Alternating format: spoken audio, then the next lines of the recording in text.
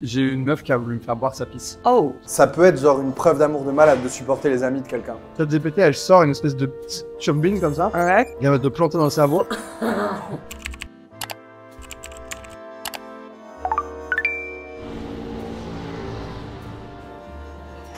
Est-ce que je prends une bière ou pas? Moi, je pense que tu devrais, ça te détendrait un peu. Tu me sens stressé, hein? Un peu, ouais. Tu sais que moi, j'ai un petit kink sur le fait de regarder des gens manger. Un jour, une fille m'a dit, je suis capable de dire la personnalité d'un mec juste en le regardant bouffer.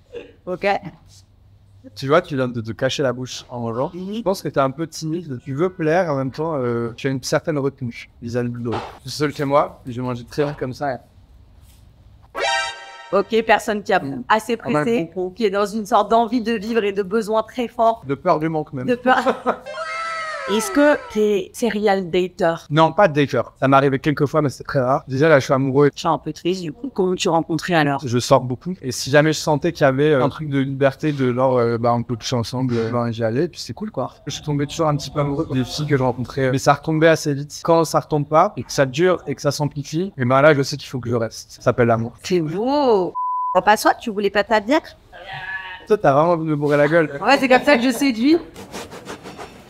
Et t'as eu quoi en expérience de date, la pire? J'ai eu une meuf qui a voulu me faire boire sa pisse.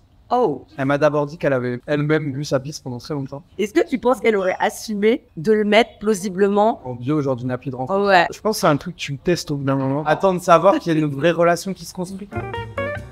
La plus belle déclat d'amour que t'aies fait. Parfois, se farder les amis et la famille de quelqu'un quand c'est chaud, ça peut être genre une preuve d'amour de malade de supporter les amis de quelqu'un. Ça t'est déjà arrivé de pas du tout être accepté par les potes de ta meuf? Je me suis déjà retrouvé dans une relation où il y avait un ex un peu problématique, le chef du groupe de potes, et vu que la meuf elle s'était barrée, qu'elle avait un nouveau gars, j'ai jamais trop pu les rencontrer les mecs.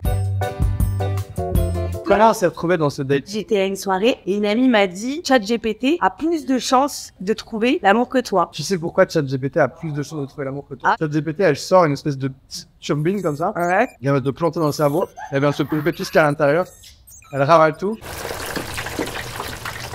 Le fait d'être amoureux, le fait d'y penser. Quand t'écris, est-ce que ça modifie ta vision de ton art? Bah ouais, à fond, mais tout, hein. En fait, tout ce qui est lié à l'amour, c'est ultra inspirant. Mais ça peut être tout ce qui va bien et tout ce qui va mal. J'ai beaucoup de chansons qui parlent aussi de tout ce qui peut très mal à l'aise dans l'amour.